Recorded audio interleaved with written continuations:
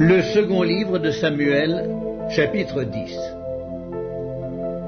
Après cela, le roi des fils d'Ammon mourut, et Hanon, son fils, régna à sa place.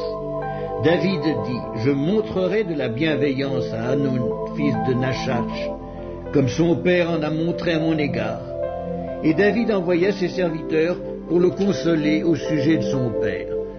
Lorsque les serviteurs de David arrivèrent dans le pays des fils d'Ammon, les chefs des fils d'Ammon dirent à Hanon, leur maître, « Penses-tu que ce soit pour honorer ton père que David t'envoie des consolateurs? N'est-ce pas pour reconnaître et explorer la ville et pour la détruire qu'il envoie ses serviteurs auprès de toi ?» Alors Hanon saisit les serviteurs de David, leur fit raser la moitié de la barbe et fit couper leurs habits par le milieu jusqu'au haut des cuisses. Puis il les congédia. David, qui fut informé, envoya des gens à leur rencontre, car ces hommes étaient dans une grande confusion.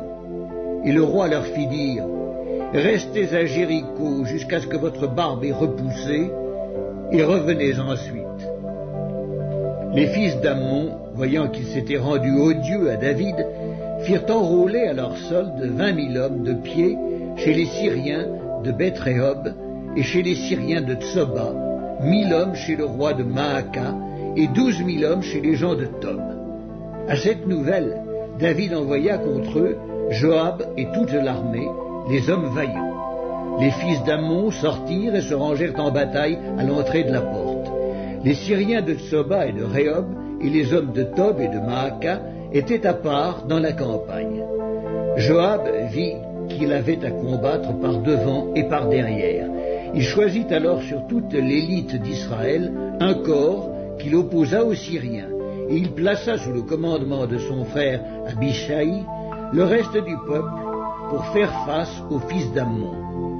Il dit, « Si les Syriens sont plus forts que moi, tu viendras à mon secours, et si les fils d'Ammon sont plus forts que toi, j'irai te secourir. Sois ferme et montrons du courage pour notre peuple et pour les villes de notre Dieu, et que l'Éternel fasse ce qui lui semblera bon. » Joab, avec son peuple, s'avança pour attaquer les Syriens, et ils s'enfuirent devant lui. Et quand les fils d'Ammon virent que les Syriens avaient pris la fuite, ils s'enfuirent aussi devant Abiscaï et rentrèrent dans la ville. Joab s'éloigna des fils d'Ammon et revint à Jérusalem. Les Syriens, voyant qu'ils avaient été battus par Israël, réunirent leurs forces. Hadarézer envoya chercher les Syriens qui étaient de l'autre côté du fleuve. Et ils arrivèrent à Élam, avec à leur tête Shobak, chef de l'armée d'Hadarézer. On l'annonça à David qui assembla tout Israël, passa le Jourdain et vint à Élam. Les Syriens se préparèrent à la rencontre de David et ils lui livrèrent bataille. Mais les Syriens s'enfuirent devant Israël. Et David leur tua les troupes de 700 chars et 40 000 cavaliers. Il frappa aussi le chef de leur armée, Shobak, qui mourut sur place. Tous les rois soumis à Hadarézer, se voyant battus par Israël, firent la paix avec Israël et lui furent assujettis. Et les Syriens n'osèrent plus secourir les fils d'Ammon.